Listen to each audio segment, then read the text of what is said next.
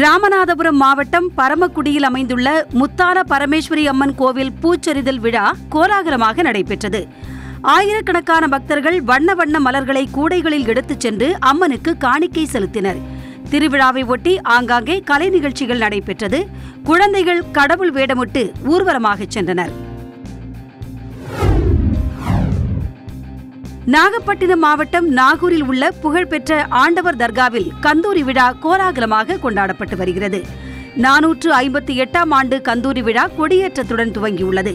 கொடி ஊர்வலத்தில் ஆயிரக்கணக்கானோர் கலந்து கொண்டு ஆடிப்பாடி கொண்டாடினர். திண்டுக்கல் மாவட்டம் ஆத்தூர் ஒன்றியத்திற்கு உட்பட்ட கருங்குளம், நடுக்குளம், கத்திரிகான்குளம், புல்வெட்டி கண்மாய்களில் நாள்தோறும் மணல் அள்ளப்படுவதால் நிலத்தடி நீர் வெகுவாக குறைந்துள்ளது.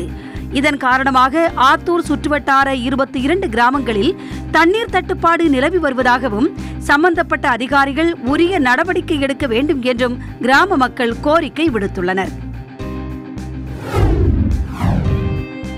சிவகங்கை அரசு தலைமை மருத்துவமனையில் உலக காசநோய் தினத்தை முன்னிட்டு விழிப்புணர்வு முகாம் நடைபெற்றது.